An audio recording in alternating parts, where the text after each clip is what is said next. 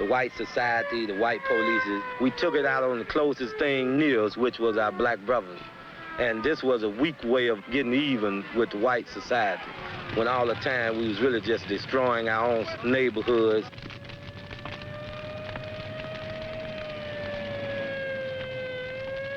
But if it wasn't for the rise, I don't think the black peoples would have came as far as they came. When the watch started, 65, the people started waking up. People started feeling a sense of pride. They stopped worrying about being called black nigger.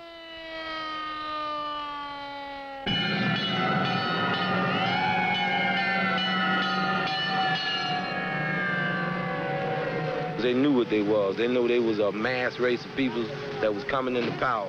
And they knew that the only way they could continue to come into power is stand together. The change of consciousness that brought about the rise also brought new ways of thinking, new channels for old anger. The Cobras and the Vice Lords called a truce in 1964. The war was not renewed. The city burned, and old patterns of self-hate slowly began to disintegrate. One hot July night in 1964, the Lords began to turn conservative. Bobby Gore remembers that leaders from 8 of the 26 groups were together in one of their usual hangouts. As Bobby Gore tells it, we were hanging around shooting pool and sipping wine. Then one of the younger fellows said he wanted to take about 50 others on a fall. We asked him why and who he wanted to fall on. Had anyone misused him? His reply was that the older Lords had made a name, and they wanted to keep it alive. We sat up all night, Bobby Gore said. We told them how we saw people begging not to be hit anymore with a baseball bat or chain, how guys got cut up, how the people and the police would hate their guts, and how they might be the ones that got killed.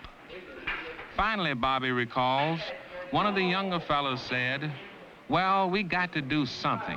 We can't get jobs. We're too old to go back to school. We're too big to play games. What else is there to do? That started the older leaders thinking.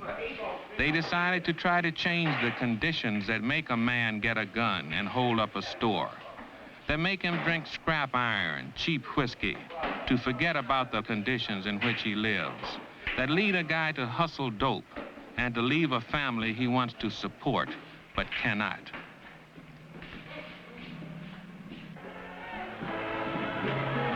A number of things changed gangbanging. Number one was civil rights.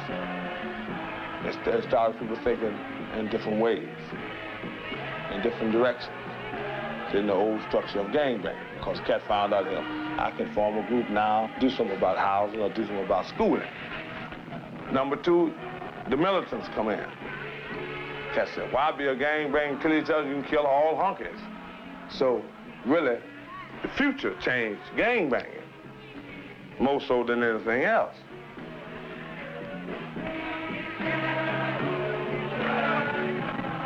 What's happening now is that with what's going on here in the last, well, I'll say since the assassination of King, a couple of years before the assassination of King, is that black people have become aware what they're really up against, and they know that their fight is not among themselves, but of the outside.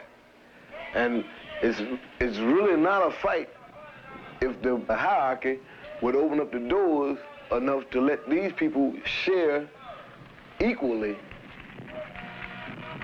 A lot of white folks say, let them niggas pull themselves up by themselves, Let them pull their own shoes up. But how the hell can you pull your shoes up when you ain't got no shoes on? And half your toes gone. The rage black people had inflicted on each other began to turn outward towards a system that had robbed them of self-respect.